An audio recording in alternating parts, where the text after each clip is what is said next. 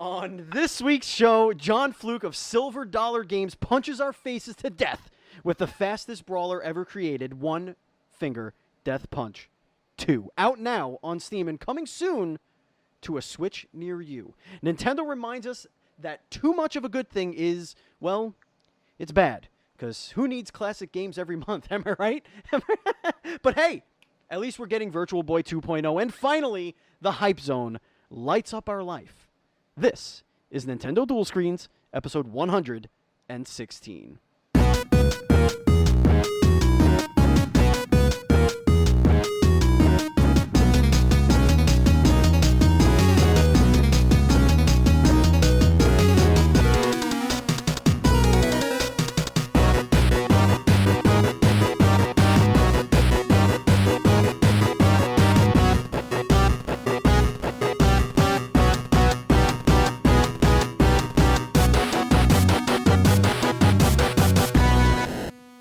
Hello, everybody. Welcome to Nintendo Dual Screens, episode 116 for the week of September 16th, 2019, sponsored by MeltedPins.com. I am one of your hosts who's having one hell of an evening right now.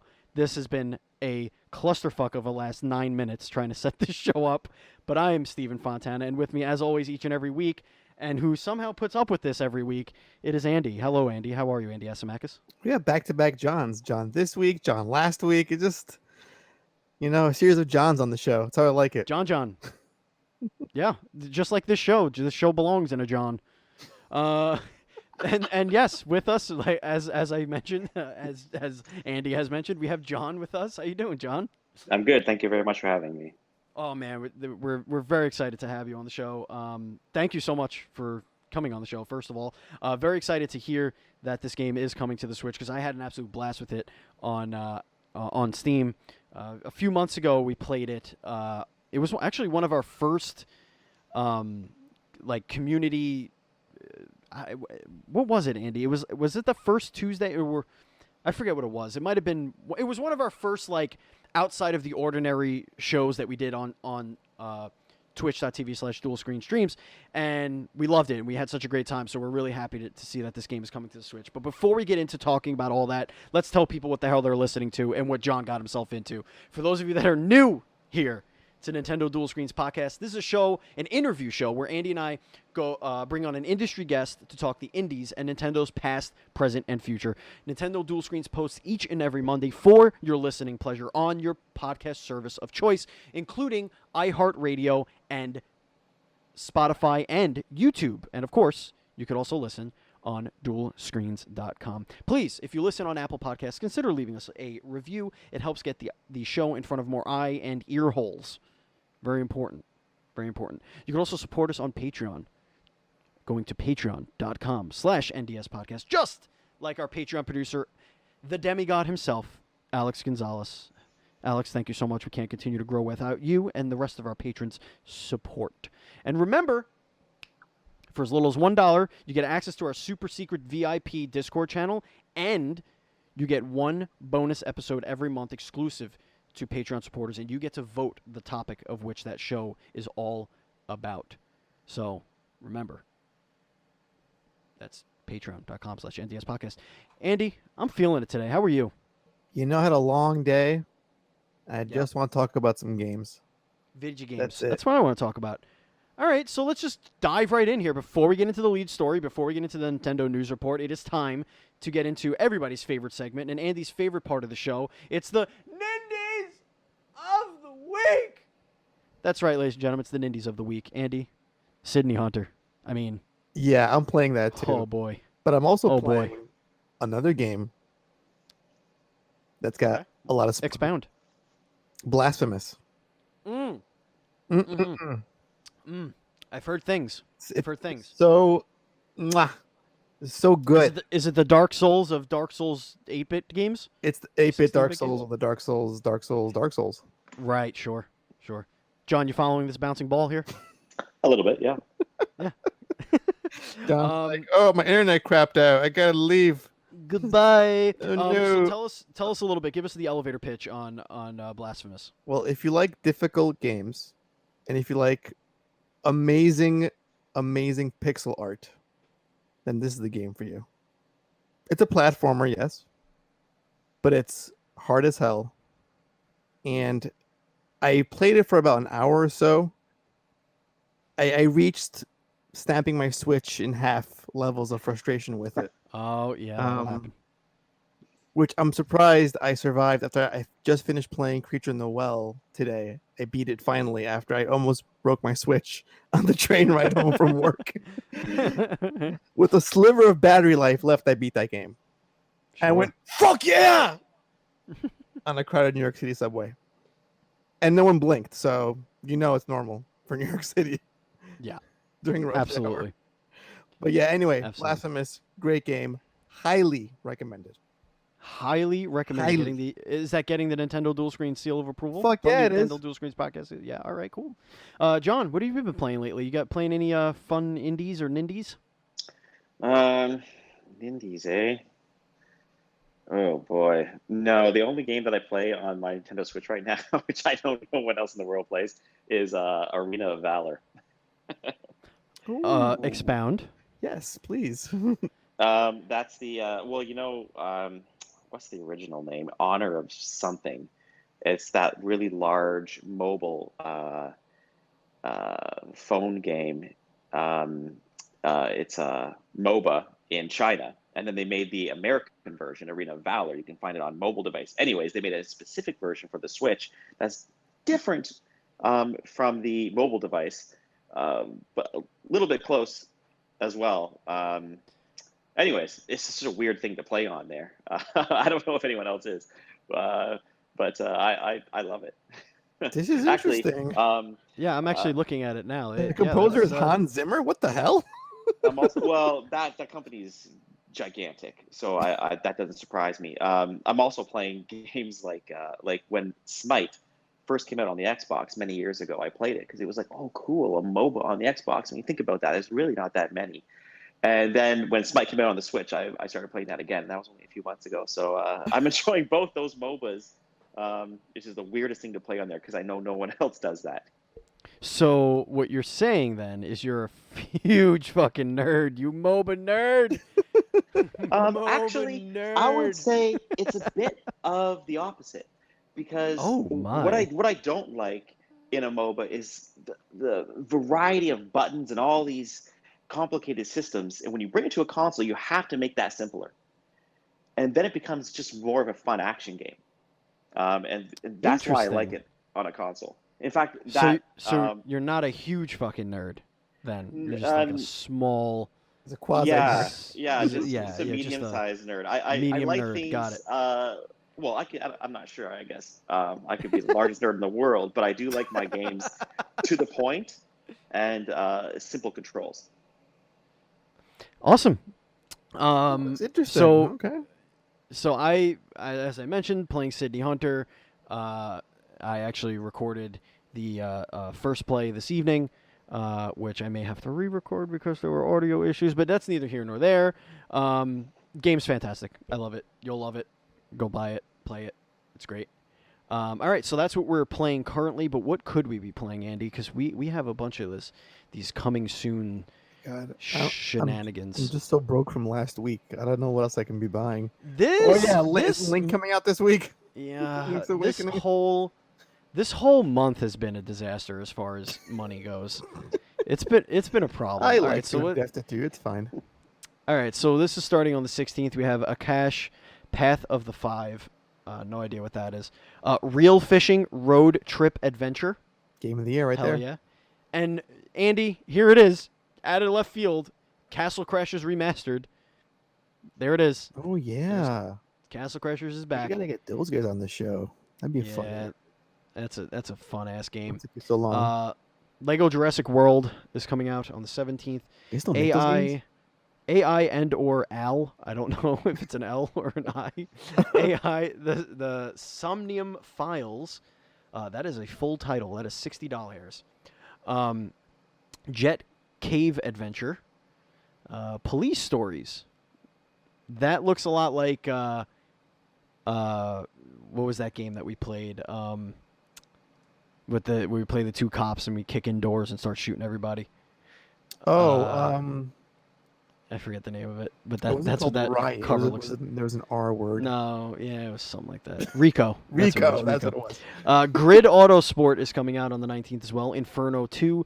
Puzzle Quest: The Legend Returns is making its debut on the Nintendo Switch. Devil May Cry 2 is coming out. No one and asked that is for coming out. No one asked for that Nobody. game. Not one person. Not even 20 years That's ago. coming No out. one asked for that game.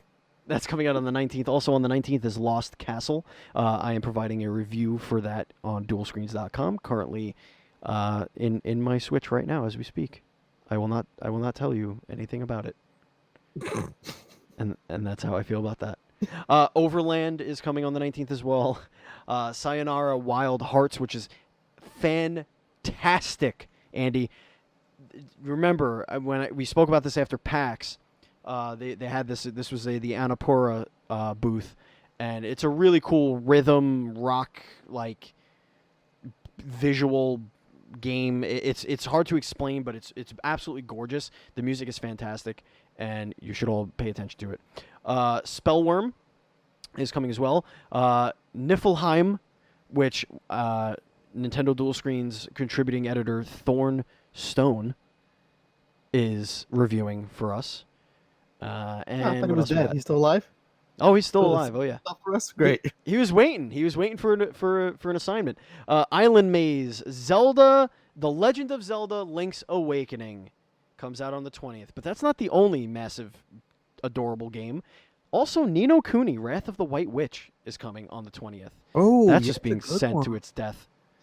Yeah, That game is fantastic. Great game, but again, there's too many games to play. I'm not playing the old games anymore. Heard that. Play Final Fantasy Heard that. in a row. Tid War? TYD? No, Tidwag? Ver Nymond? All right, you're going to need to translate that title before you put it on the Nintendo Switch, all right? All right, guys? Zenith is rounds out the week. So there you go. Zenith looks interesting. I'm going to click All right. that one. Some good things, some not so good things. Some good things. Well, we can't really judge some of these things because we don't know them. We just got to make sure people understand that. 11. I have to put my age in order to look at this game. So I want to look at it. I mean, this is what we're here for. We're here to inform our people. It's not even loading. The screen is not loading. Why does Nintendo hate me? Okay, there we go. What do we got here? Okay, it's a little action RPG. Looks like it belongs on PSP. All right, so maybe that's a pass. We'll see. All right, those are the releases of the week, and now we're gonna get John's gonna actually do something this episode. Jeez, just standing there, big old, talking about his MOBAs. Thinking about being a big old MOBAs nerd. in the background. If there's one thing John wants to do right now, it's give me a one-finger death punch, right to the chest. John, it is as I said before, it's an absolute pleasure having you on. Thank you so much for joining us. One-finger death punch is probably one of the coolest concepts I've ever really come across. What I like to describe it as, it's almost like a Guitar Hero action game, kind of, if that makes any sense. So for those of us who don't know what that is, and if that description is awful, what's the elevator pitch for One-Finger Death Punch 2? The elevator pitch, that's a tough one. I guess just I'd probably say the world's fastest brawler that you play with only 2 buttons. Or maybe you could reword to say the first on-rail fighter that you play with only 2 buttons.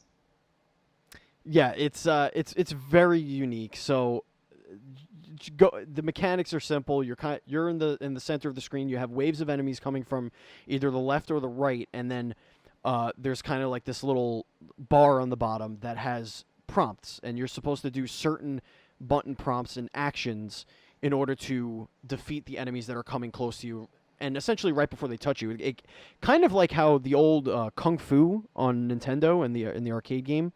Kind of like how that was, like right before they got to you, you had to like hit them, but they would just like relentlessly run at you and stuff like that. So where did you? First of all, what was your role in developing this? Are you like a solo dev? Did you have a team?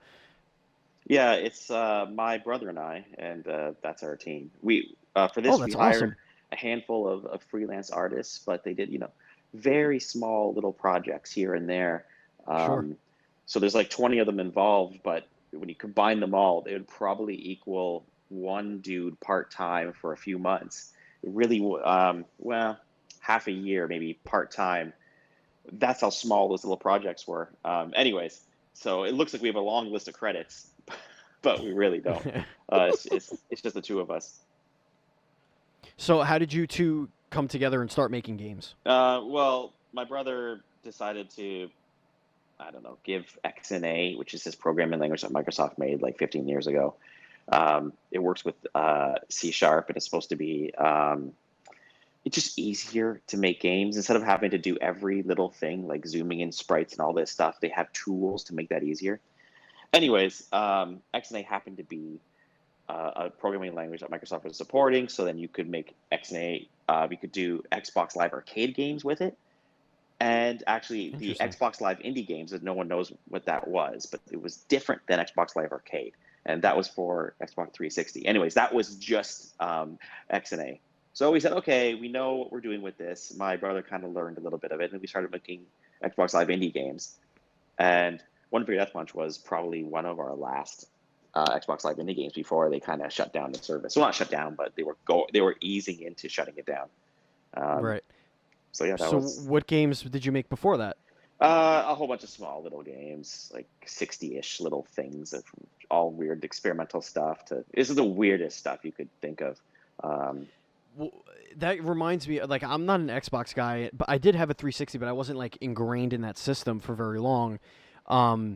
But the PSP had those PSN games. What were those called, Andy? It was like it was also on PS3, but it was like a special little section for these what people called downloadable games, like downloadable indie games. It Oh was before. yeah. Remember, it was before games like Bastion and all them kind of came around to like blow it out of the water and say no, these games could be bigger and better and more money and things like that. But they were like $1, $2, $3.99, $4.99. Like that was what was the downloadable games. Like Jetpack Joyride, I want to say like the first one was one of those games on there. Oh yeah, some mobile ports. Yeah. Yeah, I like recall that. mobile game, yeah, like stuff like that. So was that kind of the vibe you were going for? Just these shorter, like little bite-sized experiences for like $1, $2? Is that kind of yeah, what it's you were interesting going for? you mentioned that. I didn't know they had that service. I would probably say most of the games that were on Xbox Live indie games um, were probably 5 times smaller than the smallest games on that service. Oh, geez. Okay. So yeah, these games aren't going to make any money. You're just doing it for a passion. There's no porting or anything like that. It's just to experiment. Some games, it's a handful of people did make some money, but very, very Sure. few. Did you So guys let make some money? yeah. Did you get? I mean, you're saying it wasn't about the money, but like I have to imagine like when you're pumping out games like that, regardless of how big of scale they are, the experience alone and name recognition and being able to go to say a publisher and say, oh no, we see projects, like seeing a project all the way through has value regardless of how large the project is. No. Yeah, that's funny because that's exactly how we kind of started it because um, it was the process of finishing it all that got us to just make more games. A lot of people on that service only did a couple games because that process of completing something is so difficult. Right. And you did it 60 times. Well, really, we made like 5 games that were kind of cool, and then like a bunch of little things that don't even count. Some stuff only took a few days, and it was just a joke. Put this Um, ball in this hole. Congrats, you did well, it. if you Back time. Google, no Luca no, you'll see a couple videos with a few million views making fun of the game because it's just a cat Oh, is trying that to with the get cat? You your gotta milk. push the cat away? Anyways, we Oh did my that in like a God! day, Yes. but it's There's that like a that mouse. kind of Yeah, stuff. there's like a mouse cursor, Yeah, and then yeah, there's like, yeah, oh my god, I remember yeah. this game. Yeah, well, that was one of our games. So that's what I'm talking about. Those really didn't count. We actually probably only made like 5 games All that right. were of any significance. I'm getting a little bit emotional because Luca in this video looks exactly like my cat that just passed away a couple weeks ago. and I might need to get this game. This is Well, it doesn't exist hilarious. anymore, so. It's I gotta find it. It has to be found. It has to be found. Well, unfortunately, actually, all the Xbox. You know what's weird? Remember when Xbox One was first announced? They were saying something about a game has to have online connectivity. Yes. We're gonna, Yes. yeah, and everyone freaked out. Well, it's crazy, but you talk about that because games like World of Warcraft and pretty much every game I've ever played need to have online connectivity. But anyways, we'll put that aside. Actually, when we talk about the Switch, there's only a handful of games I can play on the subway because all the games I love need online connectivity, especially the things I was talking about with mobile. But all that aside, Xbox Live indie games always had that, and that was for the 360. It had to check it on their servers. Well, their Yeah. servers have been shut down for years, so those games Right. are actually essentially gone forever. Well, That's heartbreaking. I know. No, but Andy, let's not put the cart before the horse here because there are things we can do here. There's the thing, I don't know if you've heard it. It's called Kickstarter. Now I am positive you're putting One Finger Death Punch 2 on the Switch, okay? That's happening, you're doing it already. That means you have dev kits already. So, we're not looking for we're assuming the hard work is already done here. I think we kickstart with like a $5,000 goal, if not less, and I guarantee you get it. No Luca, no Nintendo Switch edition. Well, the Nintendo people wouldn't want that. That's for sure. I can tell you that right now. Just put it up for free. Listen, there's enough cat games on the I don't know if Switch. they want that either. We Yeah, need more. It'll be a fully touchscreen compatible game. You actually shoot the cat. Touchscreen, and you could do point and click. You could use the AR sensor to point and swat the cat away. You could use the gyroscope to like nudge the Switch to the side or the Pro controller. You could do There's DLC, different kinds of cereal. You could do a Kellogg Look at the collaboration. amount. Get some brand. Look at the amount of videos that are online right now about this game. Like, I'm seeing these like rage quit videos from Rooster Teeth. Rooster Teeth. You got Giant Bomb. You got like, this is a cult classic at this point. This is reaching. If Night Trap could be on the Nintendo Switch, there's no reason why No Luca No can't be on the Nintendo Switch. But anyway, let's get back to One Finger Death Punch 2. So, what brought you to make the sequel? Why did you go make a number 2 to One Finger Death Punch? Let's just get back to the conversation with an easy question. Yeah, before the game was released on Steam, it was on Desura, which is a platform for the very smallest of games 10 years ago. Anyways, that platform actually went under, and it's gone now. But a team from South Korea found the game on there and said this would be perfect for mobile. And they tried to make a mobile version. We actually warned them because this was made in XNA. There was all kinds of problems, and it was going to be a bit of a disaster. But they worked really hard, and ultimately, I don't think we got the product that they wanted. And then we released on Steam, and we got very lucky there, thanks to YouTubers and things. It was complete luck, really. But anyways, so now we have a little bit of money. Let's try and make another game, as opposed to just, I don't know what we would have done without that. And seeing the mobile game go in that direction, we said, oh, maybe we can do it differently. Maybe we can do this right using Unity. And that, remember I was saying how XNA, its time in the sun was gone. They were no longer supporting that. So we had to move to something else. We're like, oh, Unity, wouldn't that be fun? Okay, let's try. In hindsight, we probably shouldn't have, but we didn't know that at the time. So that's why. What would you have done otherwise? Some other game. A sequel's probably a bad idea. You don't mean Unity. You mean doing the Unity sequel was in general. Fantastic. Yeah, in fact, Unity's proving itself more fantastic as time goes on than I can imagine. Seeing games like the capabilities, like games like Hearthstone is made on Unity. I'm like, oof, man. I can see why, because you can just put it on every platform without like the snap. And there's this new mobile game, Call of Duty Mobile, and it's like, I'm like, this is really good. This is like Call of Duty, what? And that was made on with Unity, and it's very good. I feel like One Finger Death Punch 2, if someone wants it in the future, we could work with Unity to make it happen. Whereas the old game, One Finger Death Punch 1, is dead. there's no getting that. There's no way we can work with that anymore. So it kind of sucks to have worked with a platform that has no future, and that's why we're excited to have done it with Unity. I want to tell you that I was actually really surprised when I played One Finger Death Punch 2. The quality is really, really high on this for a simple game made by a couple of bros with some contractors thrown in here and there.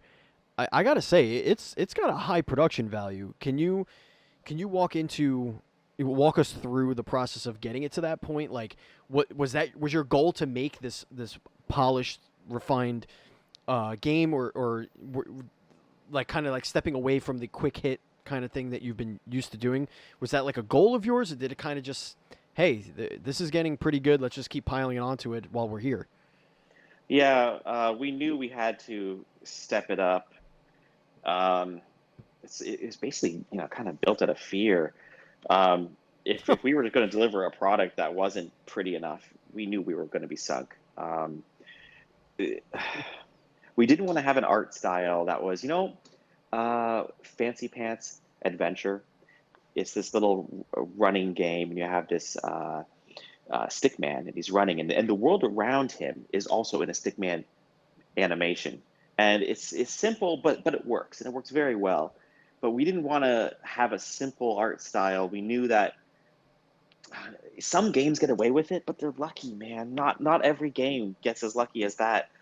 Right. Sometimes people look at it and go, what is this? In fact, if you dig in to the comments and what people say, you'll see a lot of people going, what's this mobile game doing on Steam? Why is this here? And a lot of people saying, wow, I'm surprised it's good, because I didn't think I would like it because it looks so simple. Or, a lot of people are judging the book by its cover. And Right. we got so lucky the first time around because the game just didn't look that good. And ultimately, I think we failed probably for the most part when you see videos, actually the Nintendo Switch trailer that we have. There's a lot of praise, which is cool. It's like, yeah, great, but there's a lot of people though. It's like, why is Nintendo letting this mobile game on here? Funny enough, the game's not on mobile, but they see it that way Interesting. because you see Right. stickmen, and stickmen are basic. And oh man, if I could make those stickmen look like Street Fighter X, which I won't come out till 2050, I would do it. Yeah, but I have no money. So we kind of did whatever we could to make it work, but this is the kind of the extent of our limits. That's interesting because like when I looked at it as I didn't look at it as simple. I look because you have a lot of shit going on there. It's not. I wouldn't say it's simple. It's just it's stylized. You like if you look at West of Loathing uses stick figures and stick towns, and everything is just made on a white sheet of paper with black. It looks like it's made in MS Paint, but and there's no fancy animations. You guys went kind of the extra mile, like the physics of it, the actual the animations of the fighting, of all the attacks. It's absolutely gorgeous. It's not. I never looked at it and said, "Oh, this looks too simple," or looks like a mobile game." In the stills, like just the images of it, yes, it does look like something that I would just play for a quick stops on the train, swipe left, swipe right, whatever. Yeah, for sure. But once you get it in your hands and you see it moving and see how fast it is and frantic, and the sound and just all the weapons, you know what it is? You should put like emo black mop like hair on the character and just call it John Wick. And yeah, some people have asked for that. It would look perfect. It fits perfect. It's like a John Wick movie. That's how each level feels. Yeah, it definitely doesn't show very well in screenshots, and a little bit in video as well, especially if the video isn't running at 60 frames per second. Sure. But it's funny you mentioned West of Loathing, because it's exactly what I was talking about. Some games can get away with that kind of art style, and yay, all the power to them. But there's so many that you don't even know about that have failed, that just didn't work because they weren't pretty enough. Right. We don't see them, but there's. Yeah, well, there's like 60 a day on Steam, and maybe I know. succeed. It's actual people putting their work into something, and it's like, because we try to get a lot of different developers on this podcast, and they talk about their struggles a lot with getting visibility on their games and their projects, and to think that there's so many more that are out there that we are even aware of. It's heartbreaking. Yeah. Yeah. It's probably a few too many. So, talk to us about your Steam release for the second game, for One Finger Yeah, Death Punch 2. huge response, by the way. Like, Right. so positive. Yeah, it is. It seems that way, but unfortunately, we're trying to dig ourselves out of this situation because looking at the numbers, even 4 days after it was released, we knew it's going to sell maybe 12 times less than the original. And now looking at the What? numbers, probably 8 times less.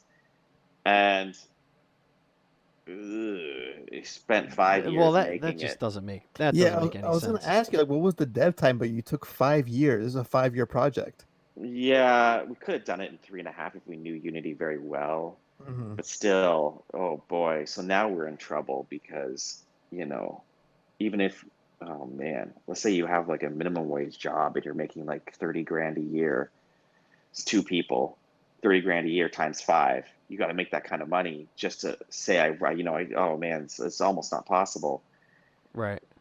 Boy, are we in trouble. Well, we've heard. Was it full time for both you and your brother working on the sequel? It was, yeah.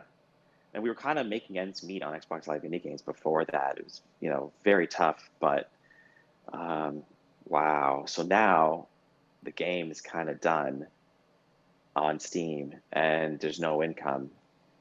And we're kind of just praying that Nintendo Switch gives some kind of hope. I don't know how it could, though. Nintendo Switch has done it before. Has it, though? I wonder. Someone said that to me.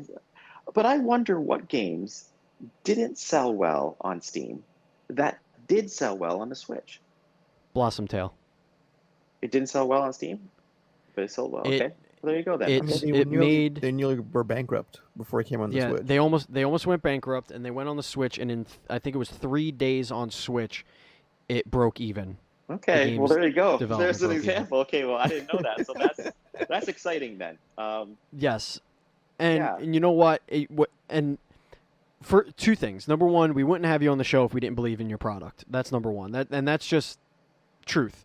Like, we've had games that not everybody likes, and we've had those people on our show, and that they maybe have a niche audience, and it actually brought us not lifelong, but like show-long listeners since then, because of the respect that we do give these niche titles. And yes, your game might be a niche title. It might not be, for everyone. But I'm telling you right now, people who like action games and like rhythm games and like stylized video games, they're going to see this thing in action and they're going to want to play it. And it's one of those games that you have to play to really understand it. And you can look at it. When Andy, and correct me if I'm wrong on the timeline of this, I was looking for something new to stream because I wanted to showcase something new once a week. Like, I play Apex Legends, I'll play, whatever, all these other games, but I wanted to play like smaller titles, get people in, hype the game up, get an audience, whatever, and talk about, the game. And he actually said, hey, I have a code for One Finger Death Punch 2, or whatever it was, or you should try it, I think you'd like it, or whatever. And I remember looking at it and being like, okay, that could be a good, 20, whatever minutes. And I wound up playing it for like an hour and a half. Just going through, it was a blast to play.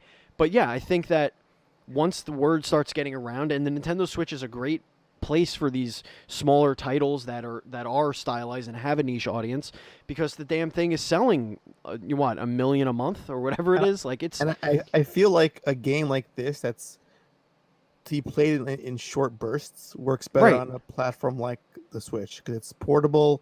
You can take it, on the subway to work, or while you're in the bathroom for like 5-10 minutes, or on your lunch break. Just having it at the ready for like a good 10-20 minute distraction during the day. I feel that this game is meant for the Switch, given the gameplay style of it. Yeah, I completely agree. So, you and your bro, just the two of you. First of all, who's older? My brother's older. Okay, your brother's older. So he's driving the ship. I know that game. Yeah. Yeah. Well, he does all the programming, so he definitely is dedicated to this cause here. So what's your role? What's your role in everything? You're what, Um, designer and yeah, I would say designer or producer, more like it. Um, so you essentially have all your eggs in this Switch basket. yeah, Um, and Xbox, and we hope to do the PlayStation later. Not that your audience cares about that, but you'd be yeah. surprised. You'd be surprised. I mean, we talk about all sorts of stuff on the show, Yeah, and if there was a the Venn web diagram, you'd see some there PS4 owners is. in there. Yeah. Yes, and we do have the website that covers all indies and stuff like that. So, and the YouTube channel and whatnot. Um, but so all your eggs are in the Switch basket. What I, I I'm trying to put myself in your mindset of leading up to a Switch release or even making the decision. That's the question. You see how it did on Steam, right? And you're obviously dejected. You're not thrilled with everything. Was that a motivating factor to put it on console, or was putting it on console actually something that you were hesitant to do because of the Steam reception? Oh no, we always had plans to get on consoles. In fact, we got approved to be on the console before all three before Steam before our release on Steam. So we were working a little bit on it beforehand. A lot of the work had to be done after the release, just because it's hard to work on unfinished Sure. product in different stages. It's kind of a nightmare to do that. But yeah, no, we always had plans, and actually, that's the glory of Unity, is that you can make a game for 5 years, but instead of just releasing it on Steam and going, well, that's it. I guess we'll find some other job and get my resume together. Um, because Unity has that capability, I think it's easier to put the game onto other platforms, and that's why we're going to put it on the Xbox and Switch and PlayStation, also because they allowed us to.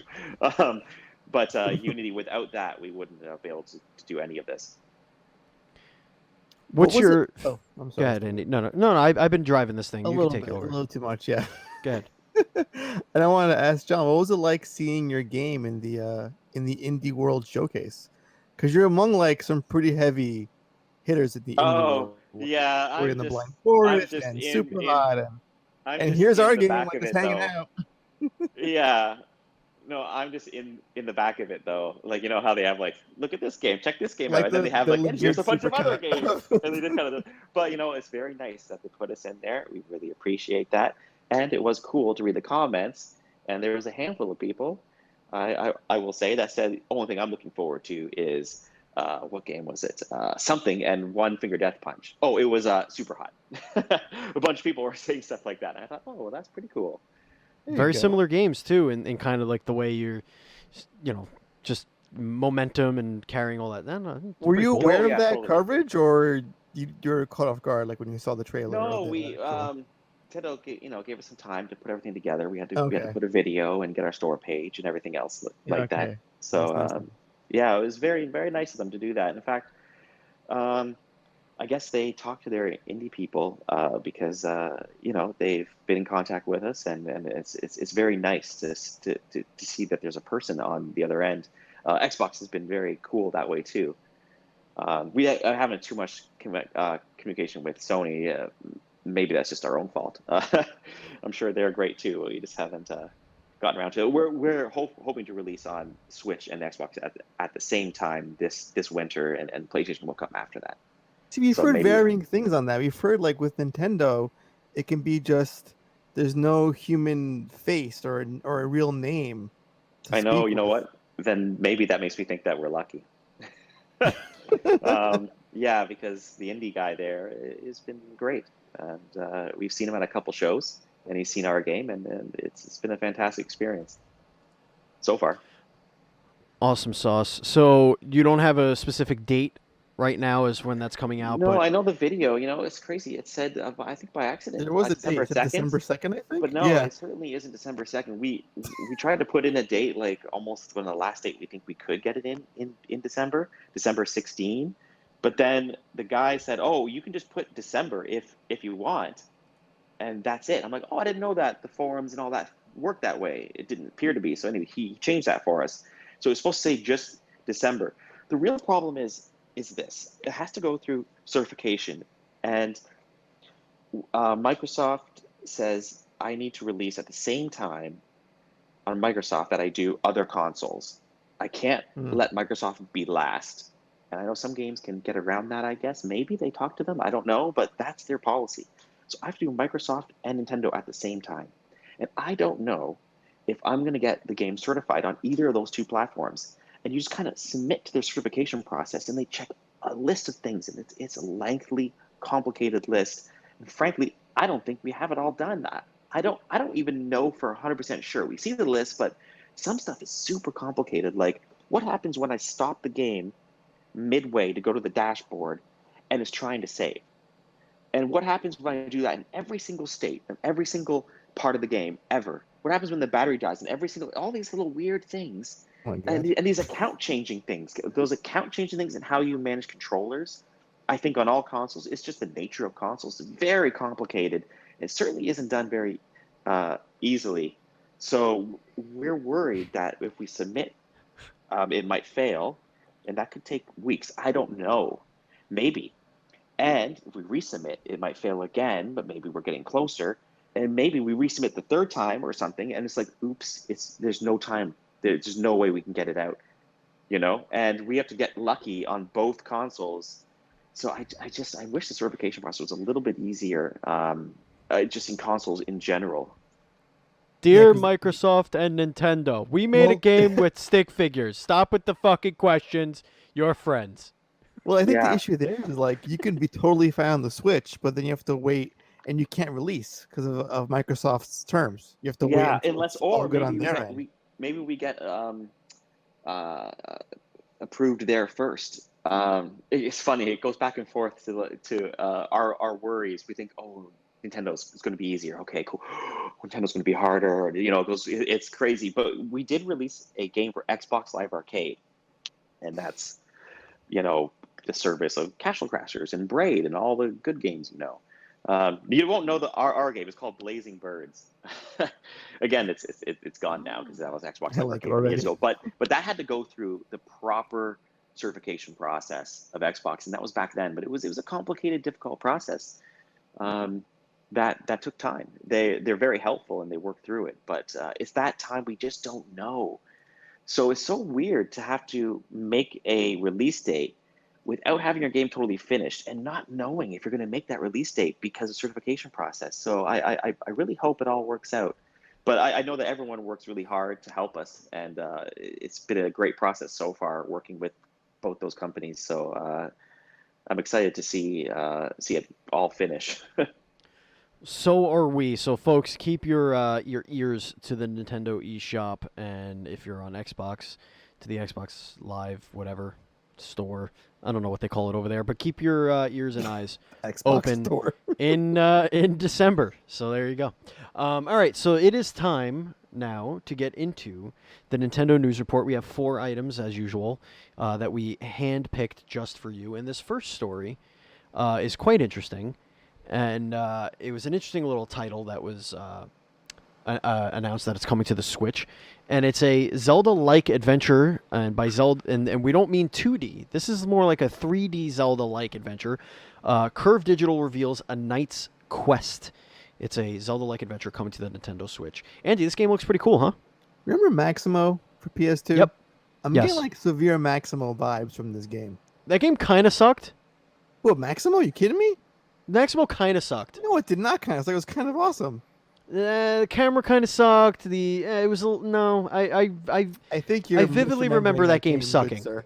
No. I think you suck. That is John. Who sucks here, me or Maximo? Well, I'm looking at the game now, and it looks really cool. Yeah. See, he's very good at deflecting the question.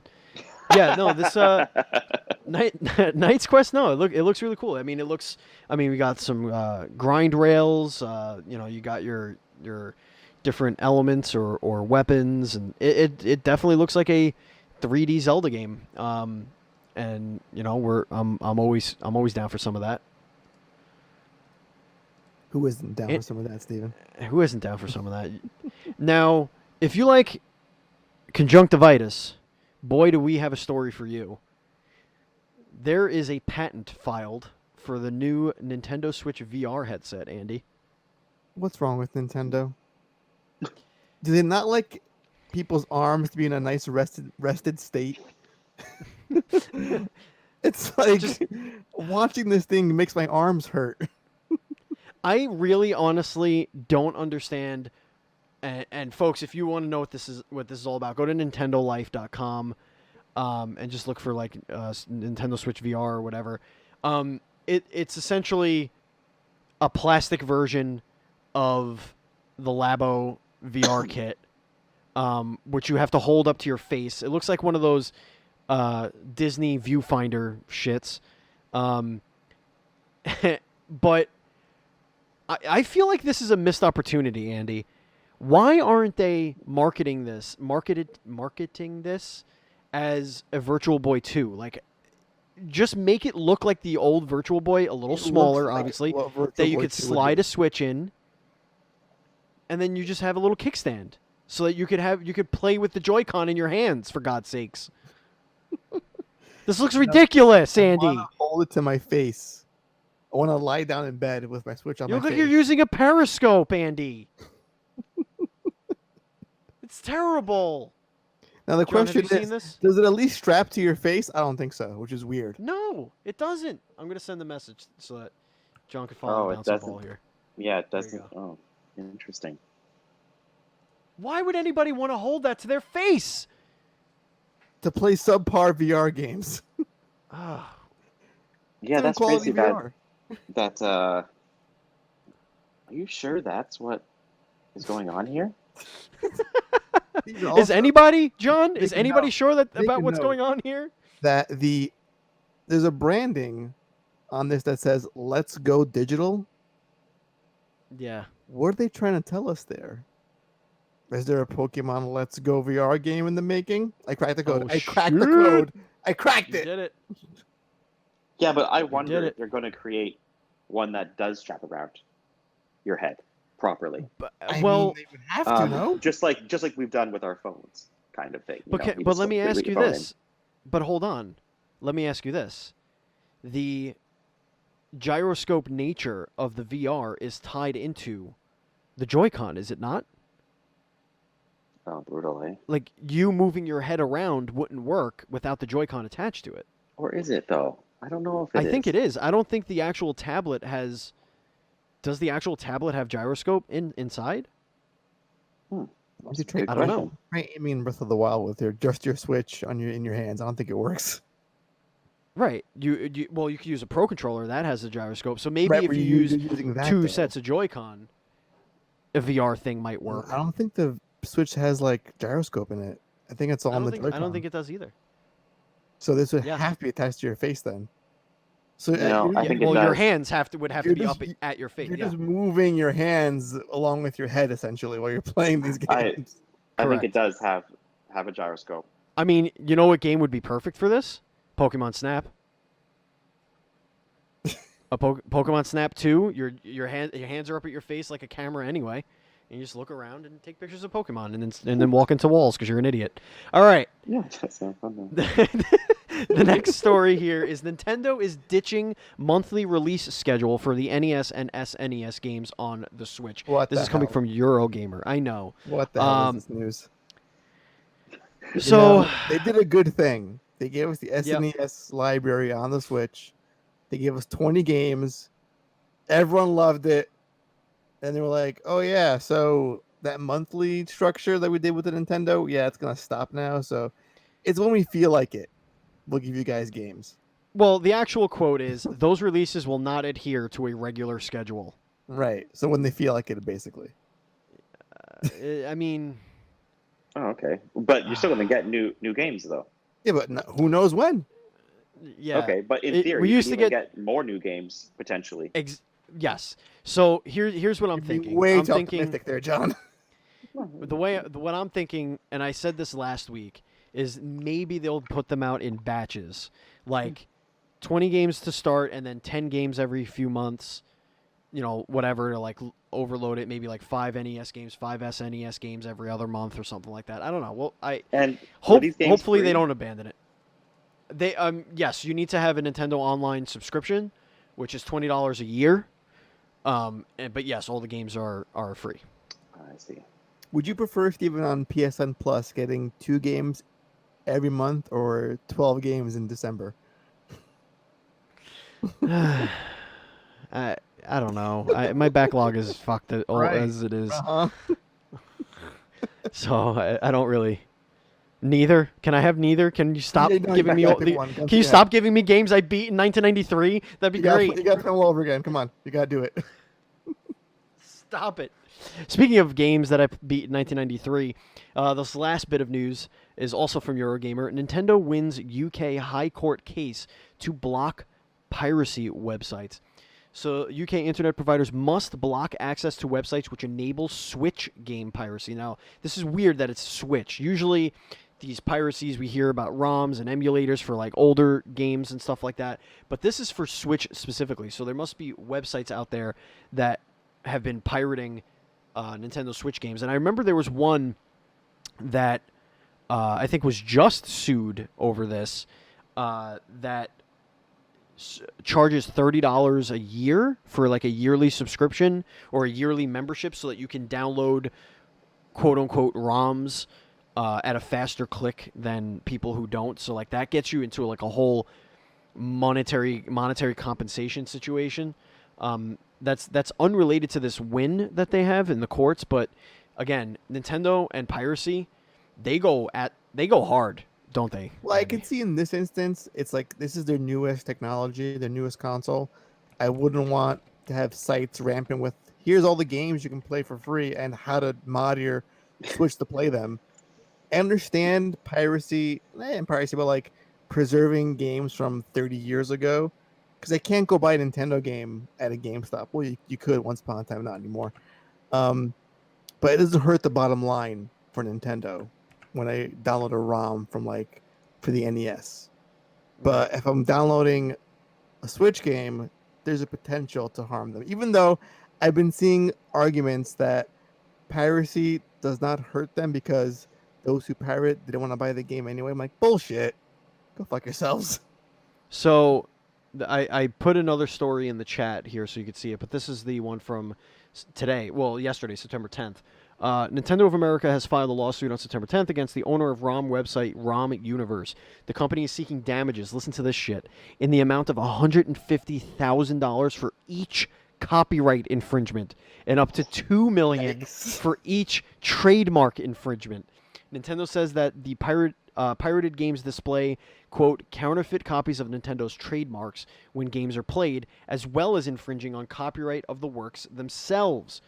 ROM Universe reportedly offers membership to its site, priced at $30 a year. The membership allows users to download an unlimited number of pirated games, referred to as ROMs, with higher speeds than non-members, Nintendo alleges.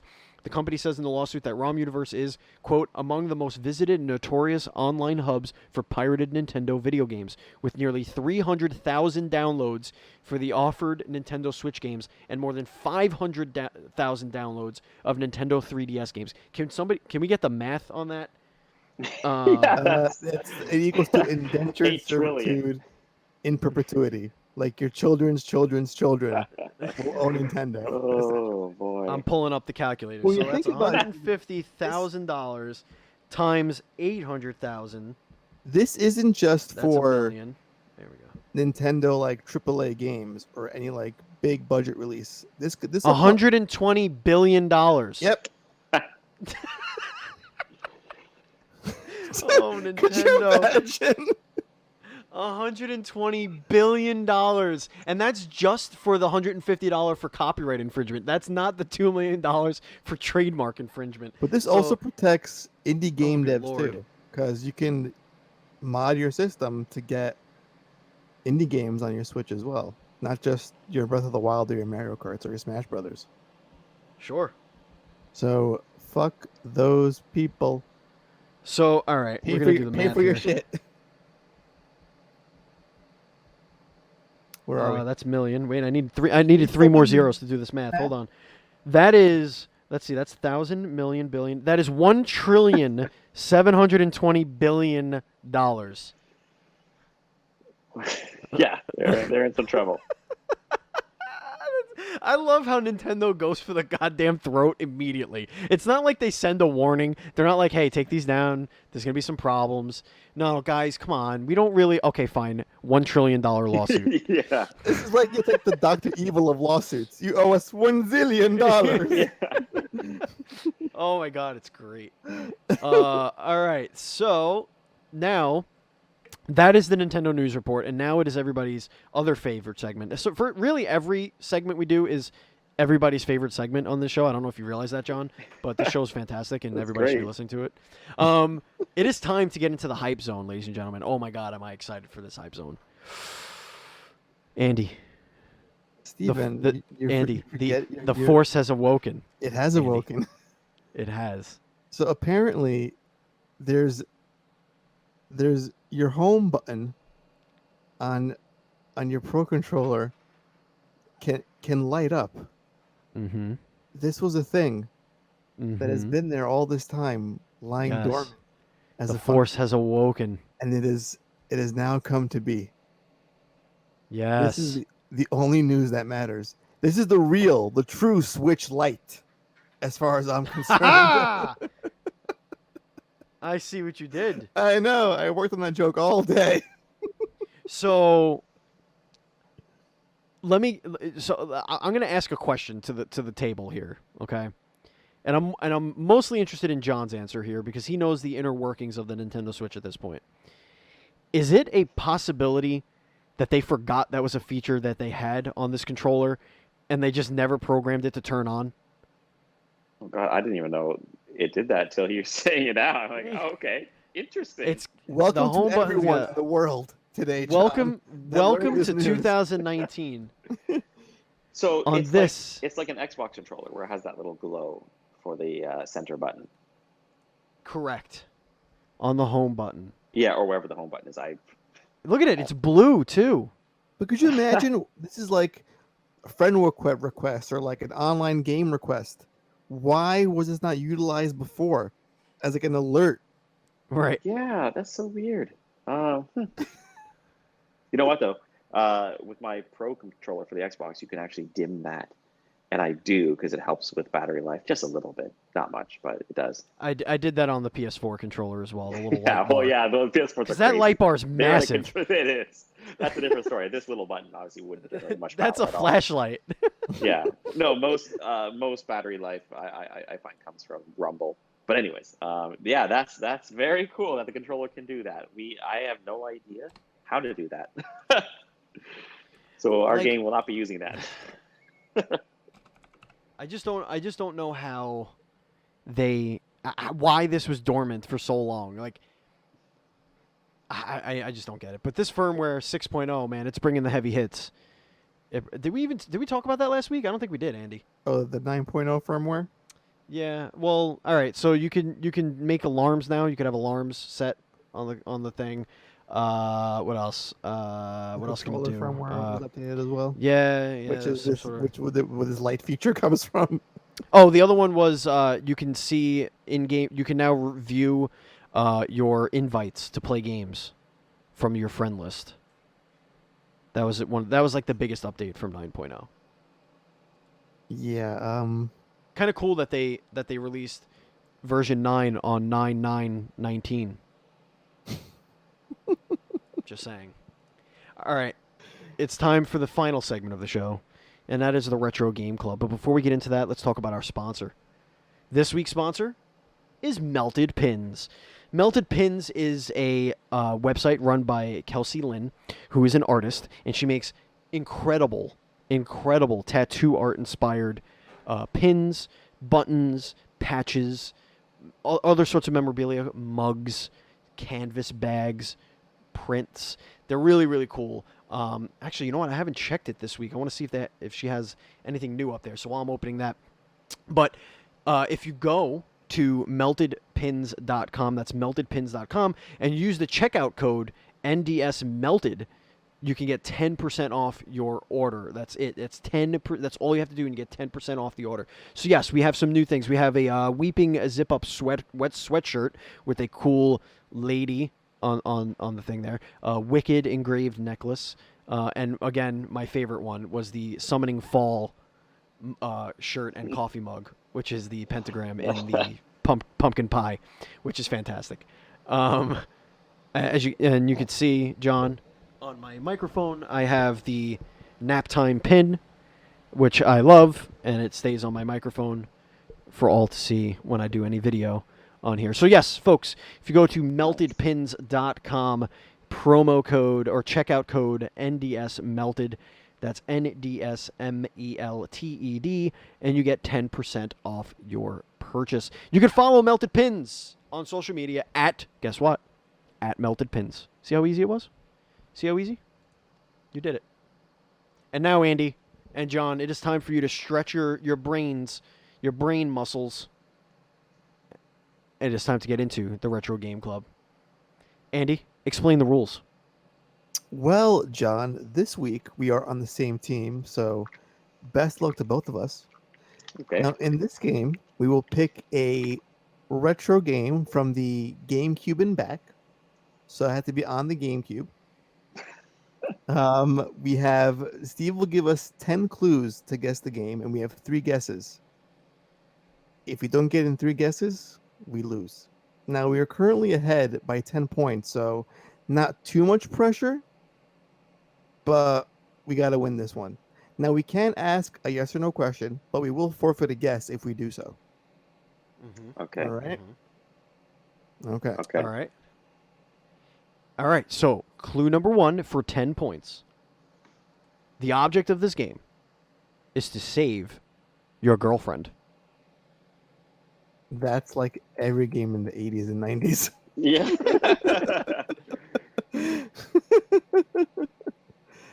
Yeah, Oh, boy.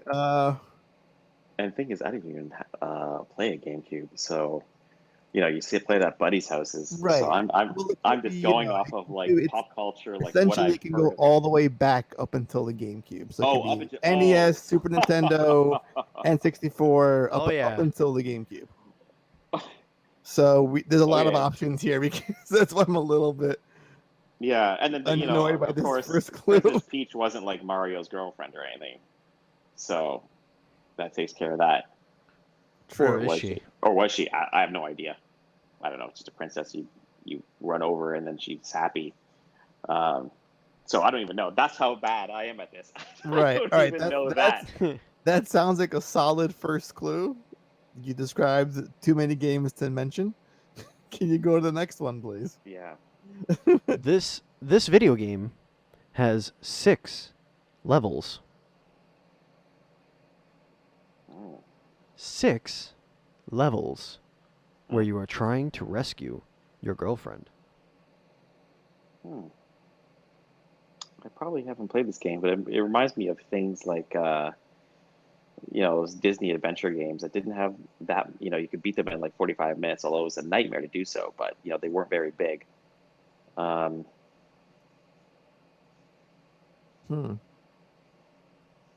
levels, eh? Mm-hmm. And how many? We get 3 clues. Yeah. We get 3 guesses. You get 3 guesses. You get 10 10 total clues. 10 total Yeah. clues. Okay. Oh, Yeah. thank God. So this is for 9 points. If you get it here on this one, you see. guys get 9 points. Yeah. Yeah. Right. Hmm. I think we need another clue. Yeah, let's go. Let's go for the next clue.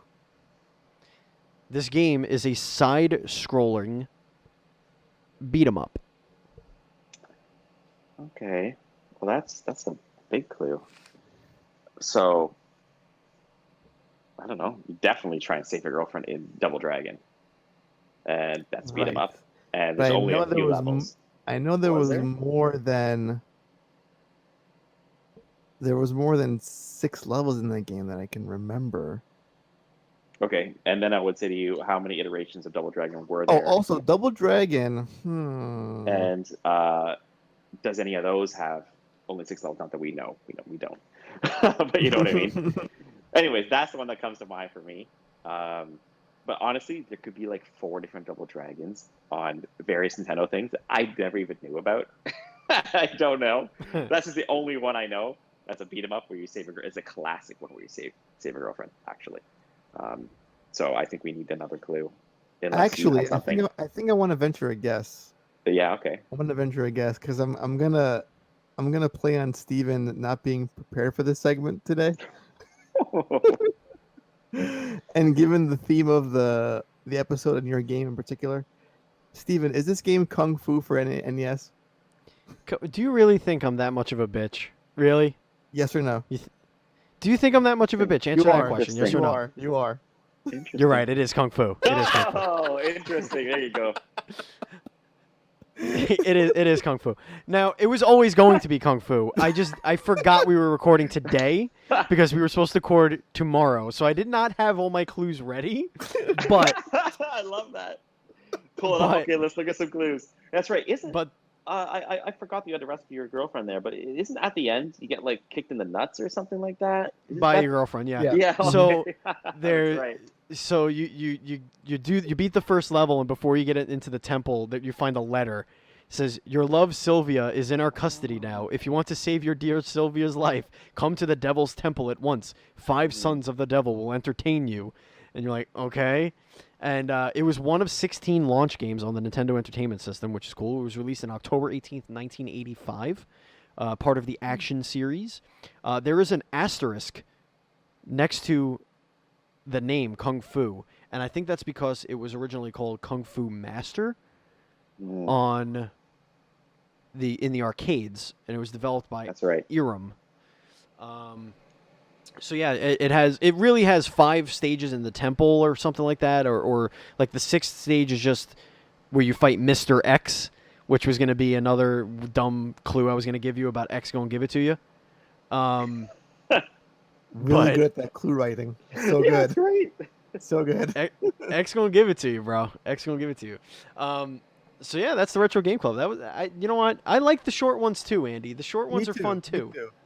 Me too. Kung Fu. And what'd you get? You got 7 points. Great. Fucking wonderful.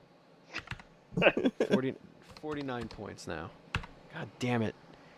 I'm down 17 points. This is awful. I'm gonna get you next week. Just give me a softball. Give me something I've actually played. I'm gonna give you Duck Hunt. You picked Metal Warriors last week. Yeah, you had a really good partner though. Yeah, thank God for that. Other 'cause John I was useless. Other John knew that shit. Anyway, speaking of John, it's been an absolute pleasure hanging out with you tonight. Thank you very much. We love having you on the show, and maybe when the game comes out, we could collaborate in some way. Maybe get you for like a written interview or something like that for the website. But we'd love to continue pushing your game because we do believe in it. It is a fantastic title. That's going to do it. So we're just going to do the little cleaning up, the housekeeping real quick. Remember, folks, Nintendo Dual Screens podcast is part of the Proven Gamer Podcast Network, which includes Trophy Whores, a PlayStation podcast, Game Stuff, a general games discussion podcast, and PG Spoilers, which is a pop culture spoiler cast, which is run by listeners and viewers like you. That's right. You could, if you want to spoil something, you want to talk to your friends about something, hit record and then send us the file at Proven Gamer. Send Proven Gamer the file. And that's it. That's all you have to do. And then they'll put it up as a PG spoiler. If you want to follow us on social media, you can do so. We are at NDS Podcast on Twitter and Instagram. I am at Batchild27. Andy is at Pantsky. John, where can everybody find you? At SD Games. At SD Games. That's you got lucky with that one, huh? Yeah, That's a good one. That's a real easy one. If you want to join our Facebook group, you could do so at facebook.com/groups/NDS podcast. And if you want to follow us on Twitch, please do so. We're going to get back to streaming this weekend. It's been a couple of weeks. It's just been a little hectic around the house. I've had a lot of people over. My wife has had people over. It just hasn't been conducive for streaming, but we're going to get back to it. And that's twitch.tv/dual-screens-streams. That's twitch.tv/dual-screen-streams. And don't forget, please, subscribe to us on YouTube. Go to youtube.com and type in Nintendo Dual Screens. It'll say, "Did you mean dual with an A?" And you're going to be like, "No, bitch. I meant dual with an E. Stop correcting me. You ain't my mama. I'll hit you. I'll go to jail." And then subscribe to the channel. Give thumbs up to the videos. Do all that stuff. Special thanks to our contributors, Zazu Pitts of Sour Note Productions, for our theme song, 16-Bit Attack. Thank you, Matt Murray of Game Stuff Podcast, for our Twitch overlays. Thank you, Dan Colon of Dinosaur Machines and Hit Buttons Gaming, and twitch.tv/Dan O'Mac for our Nintendo Dual Screens logo. And finally, thank you, Andrew Douglas, for all of our podcast art, our fun little cartoon versions of us. That's done by Andrew Douglas. That's Andrew Douglas. You can follow him on social media at Angimoto, ANGIMOTO. And that's it. This has been Nintendo Dual Screens, episode 116 for the week of September 16th. If you want to listen to this episode's pre- and post-show shenanigans, head over to patreon.com/NDS podcast, where you can get the extra hour of content each and every week. Andy, is there anything you want to tell the kids before we go? Well, I want to announce next week's guest, but it kind of depends on you and your schedule. True. So maybe someone's coming on next week. Yeah. It may happen. Well, you know what? We'll discuss in the post show more than likely. But there's a backup guest, a voice actress. Dun dun I dun. haven't had those on in a very long time, and they're always great fun. And she's an actress who has had parts in Fire Emblem Three Houses and even Pokemon Masters. Look at that. Look at this. So Okay, that's we'll cool. see. We have some things in the works, but there'll be someone here, guaranteed, next week. Excellent. Excellent. That's what I like to hear. Thank you, Andy. Thank you, John. And as always, listener, please be excellent to each other.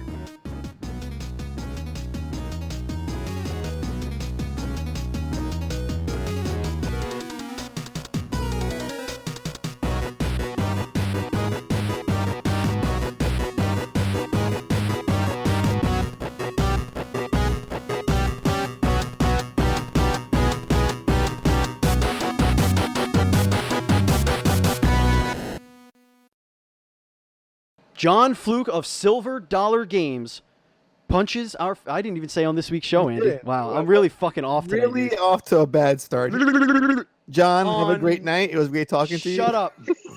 Everything's fine. Everything's fine.